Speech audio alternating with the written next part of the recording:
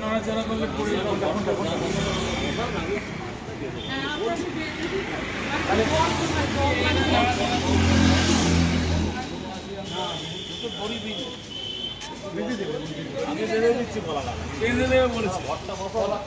আপনি একটু পছন্দ করছেন আমি দুধটাকে দেখে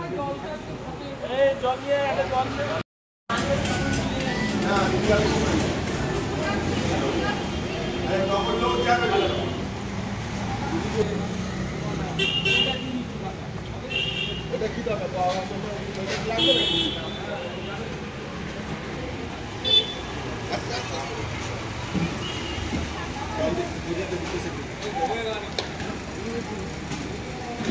আমরা বসে যাবো কোথায়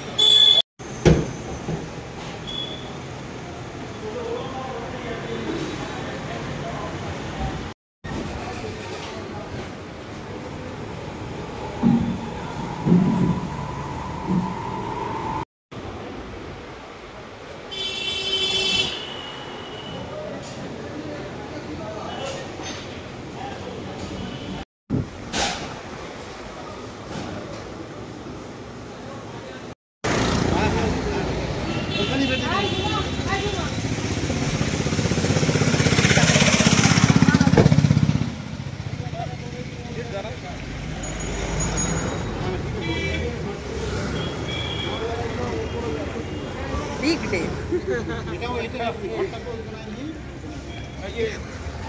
যাবো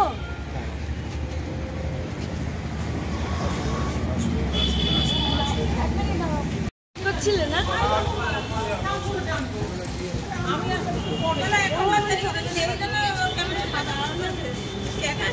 আমার ড্রেস চেঞ্জ আছে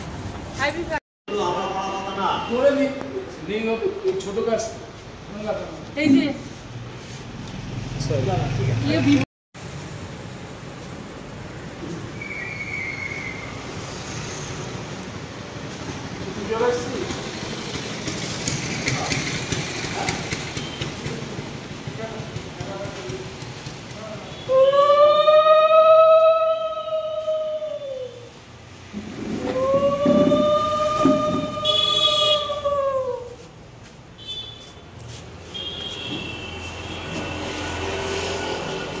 এখানে কে করছে এই ব্যাপারটা কে করছে আপনি করবেন এই কলা গাছ লাগানো কাকে দিয়ে করাবেন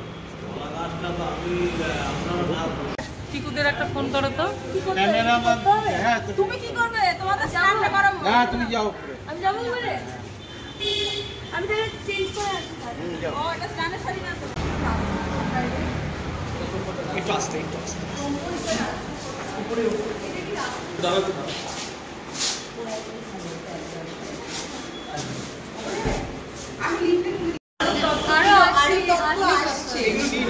এগুলো নিয়ে নিচ্ছি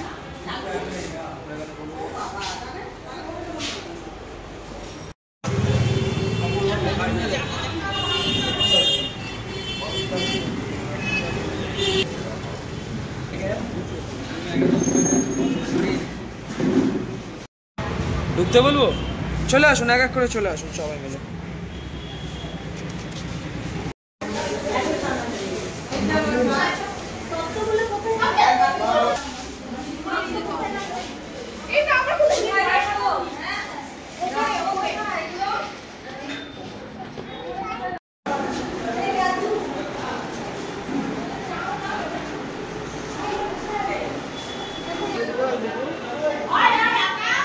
হ্যাঁ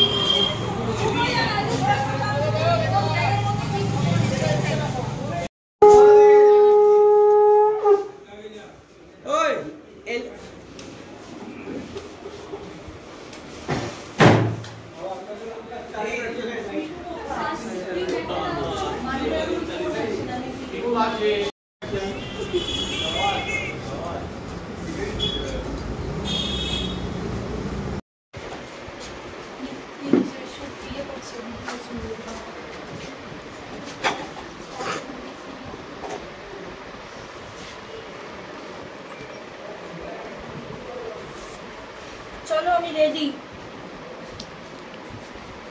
এটা দরকারি কথা।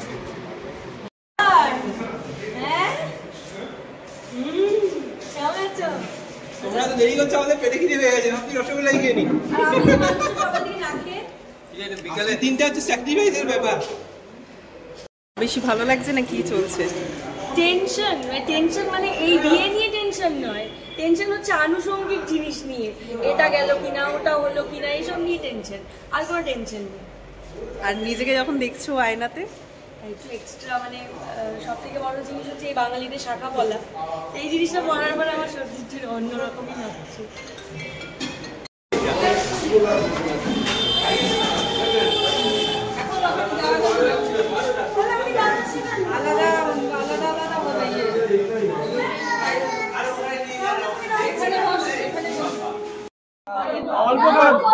অল্প গেল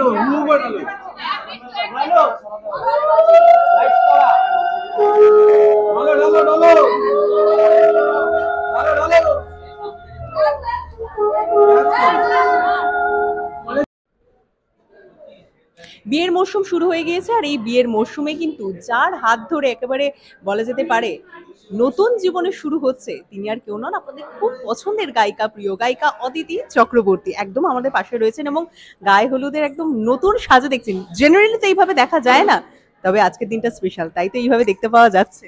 হ্যাঁ, একটু স্পেশাল তো অবশ্যই, এরকম লুকে কেউ কোনোদিনও দেখেনি, তবে আজকের থেকে এই লুকেই দেখবে বোধহয়, এই সিঁদুর শাখা পলা। হ্যাঁ, তো আমার ভালো লাগে। হ্যাঁ, মানে অনেকেই হয় যে বিবাহিত হওয়ার পরেও পরে না, কিন্তু আমার ভালো লাগে পড়তে এই জিনিসগুলো।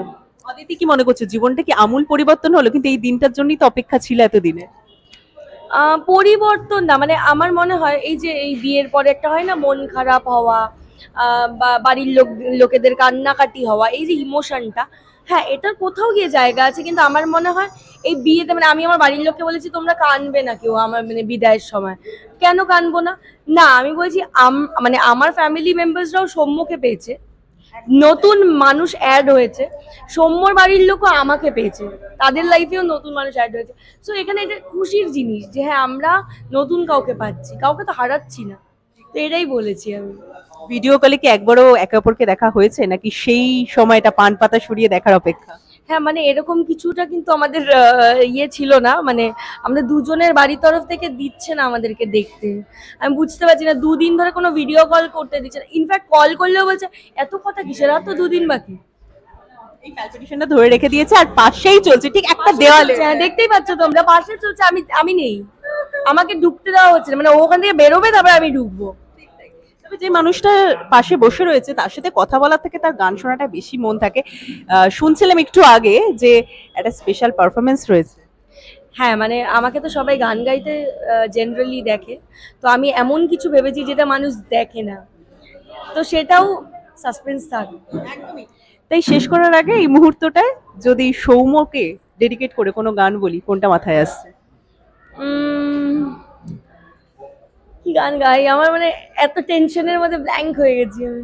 আচ্ছা ঠিক আছে, আমার যে গানটা রিসেন্ট ভাইরাল হয়েছে সেই গানটাই গাই।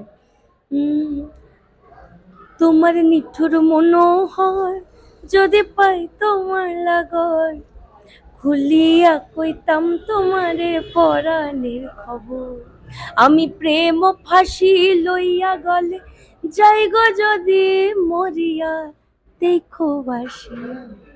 আর এই পরাণের খবর কিন্তু এখনো অনেক বাকি, তার কারণ রূপকথার গল্প, আর সেই রূপকথার গল্প পুরোটা জানতে হলে অবশ্যই নজর রাখতে হচ্ছে রাতের বেলা ভিডিও অবধি। আপাতত এইটুকুই। একভাবে হলো আর একভাবে আমার মা বলছে আমি তো জানি না তুই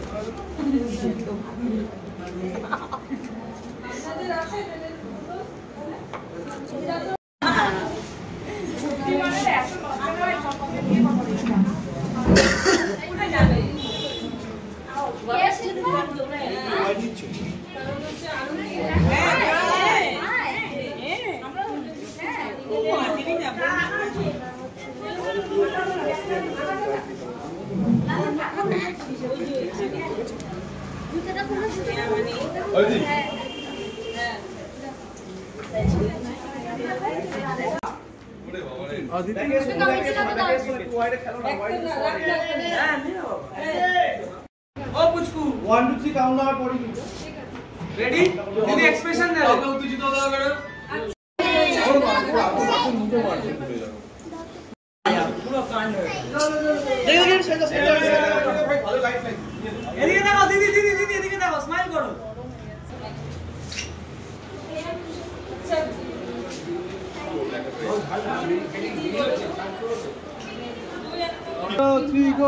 डालो